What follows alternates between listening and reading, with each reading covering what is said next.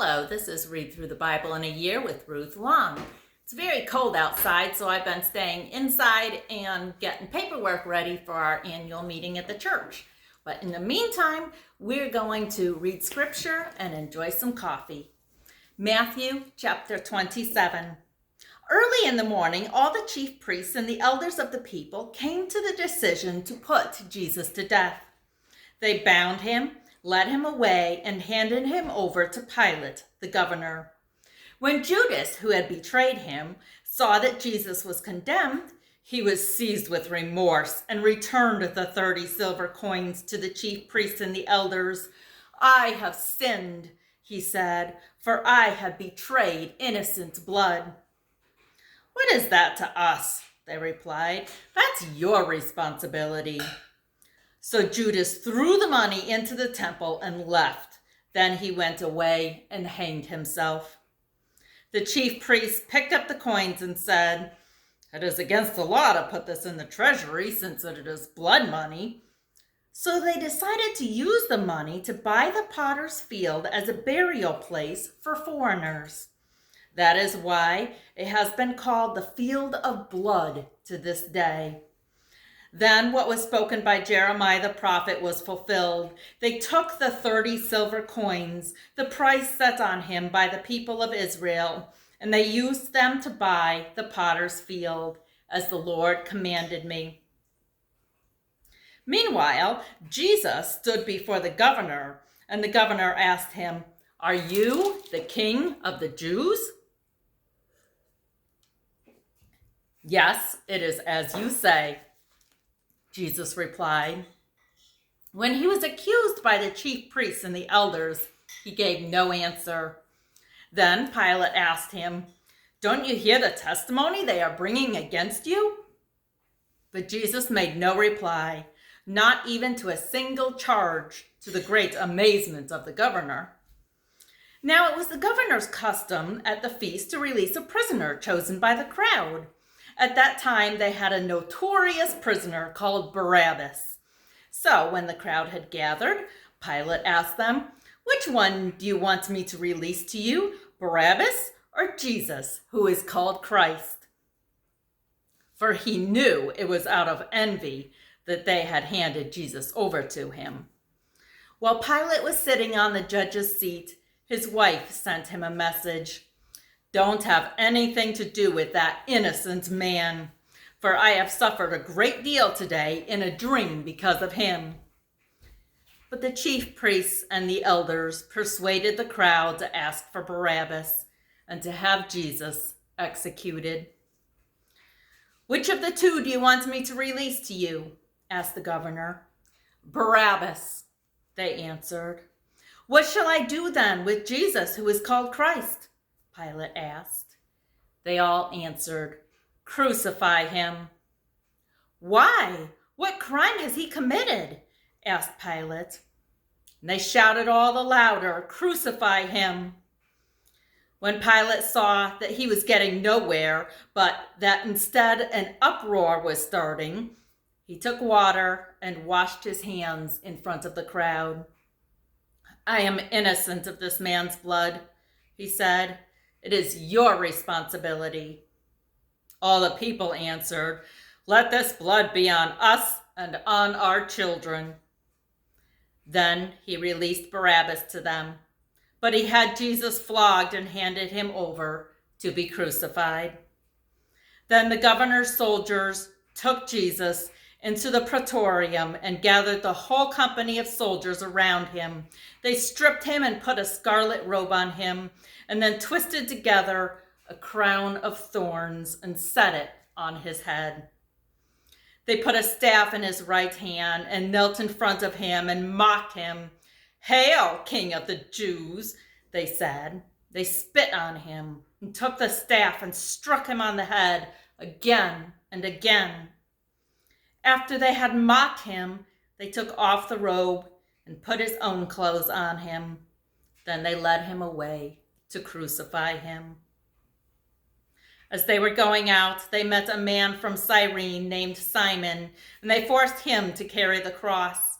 They came to a place called Golgotha, which means the place of the skull.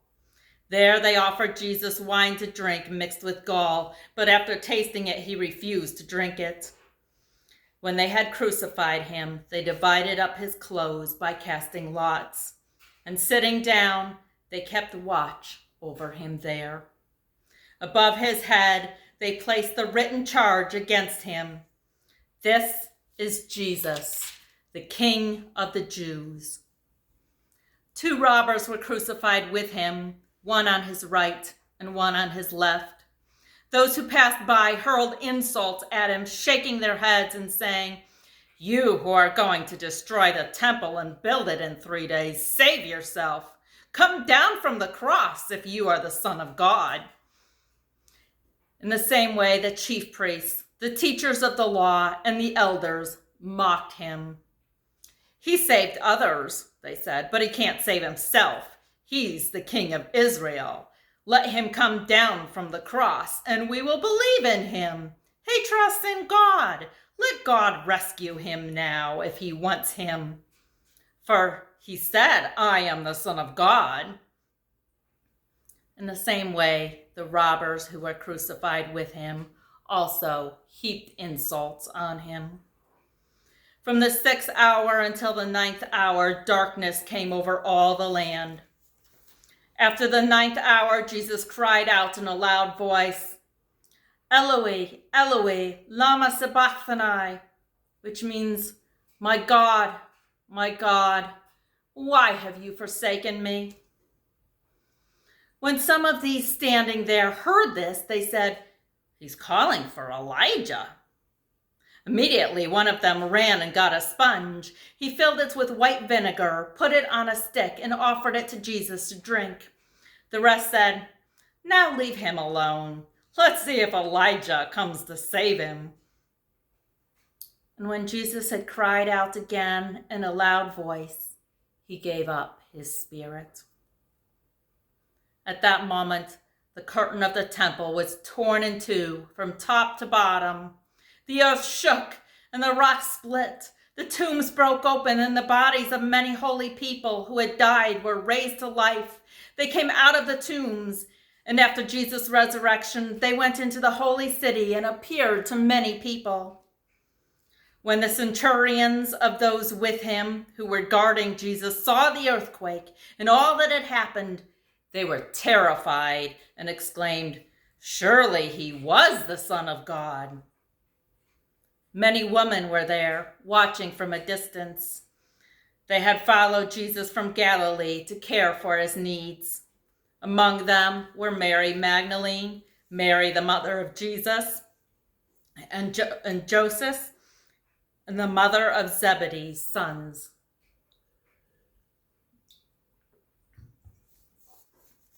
As the evening approached, there came a rich man from Arimathea named Joseph, who had himself become a disciple of Jesus. Going to Pilate, he asked for Jesus' body, and Pilate ordered that it be given to him. Joseph took the body, wrapped it in a clean linen cloth, and placed it in his new tomb that he had cut out of rock.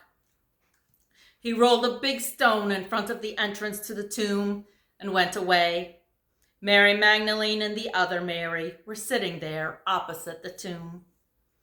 The next day, the one after preparation day, the chief priests and the Pharisees went to Pilate. "Sir," they said, "we remember that while he was still alive, that deceiver said, 'After 3 days, I will rise again.' So give the order for the tomb to be made secure until the 3rd day.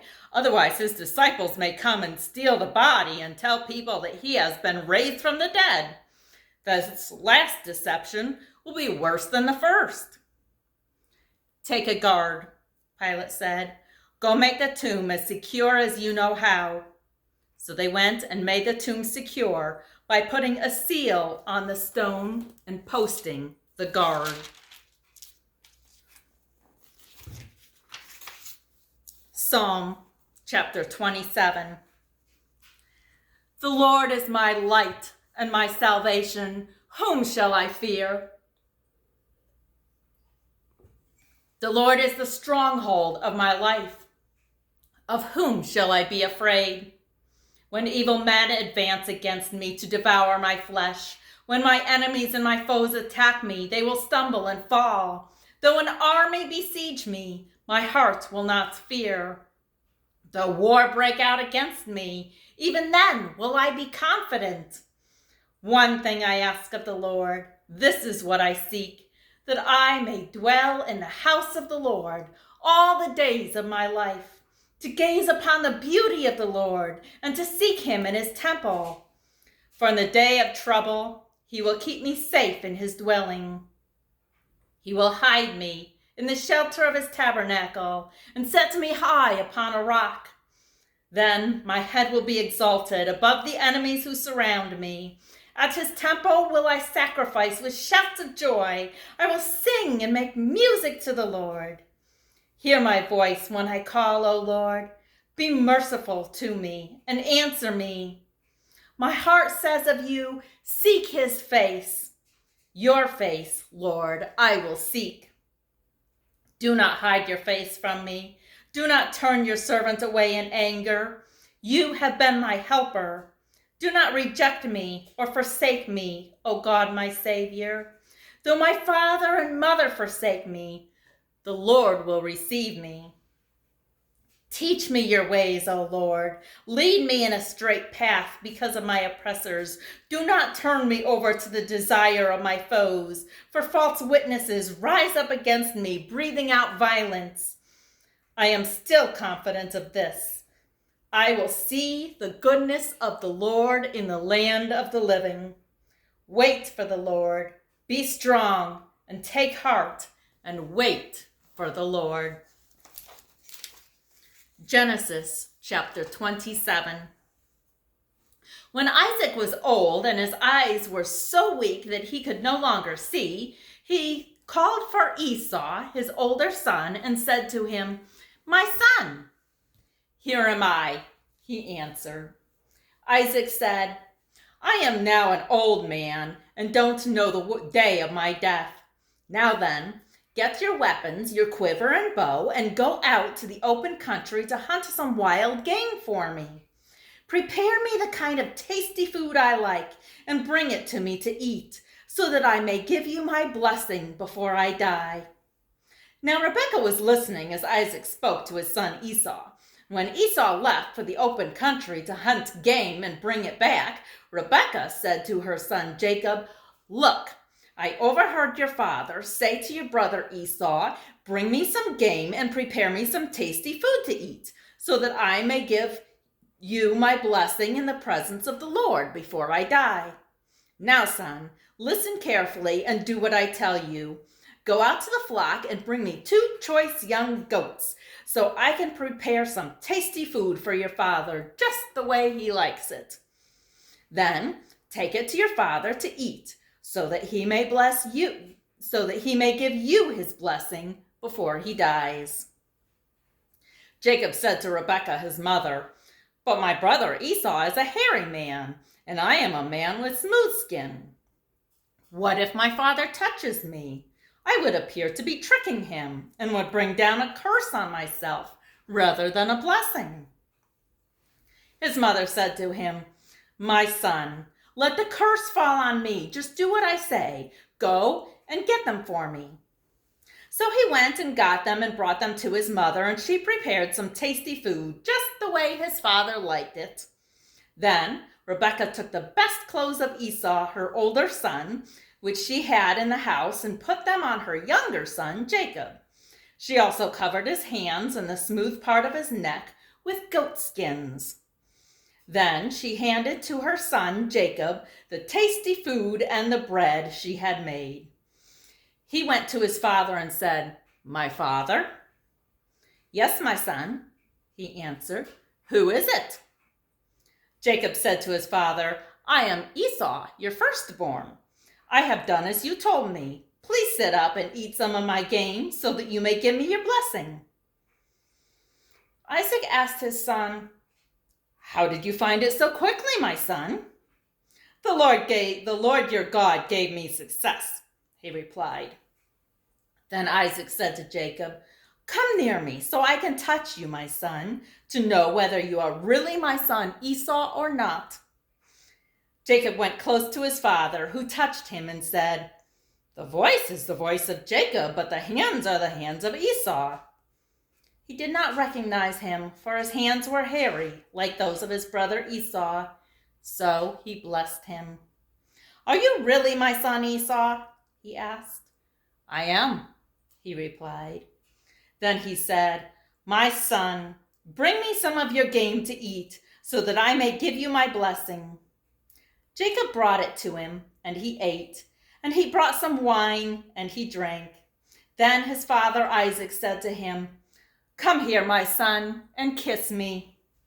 So he went to him and kissed him. When Isaac caught the smell of his clothes, he blessed him and said, "The smell of my son is like the smell of a field, that the Lord has blessed.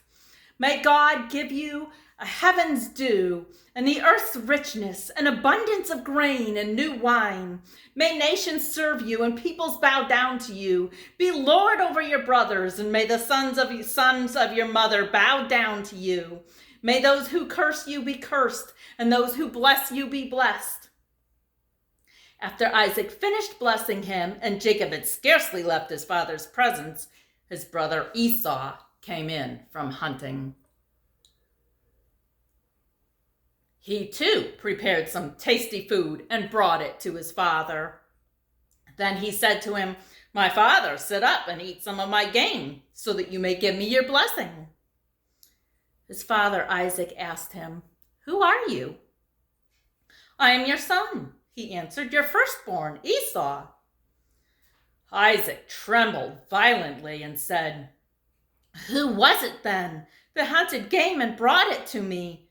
I ate it just before you came, and I blessed him, and indeed he will be blessed." When Esau heard his father's words, he burst out with a loud and bitter cry and said to his father, "Bless me too, my father." But he said, "Your brother came deceitfully. He took your blessing."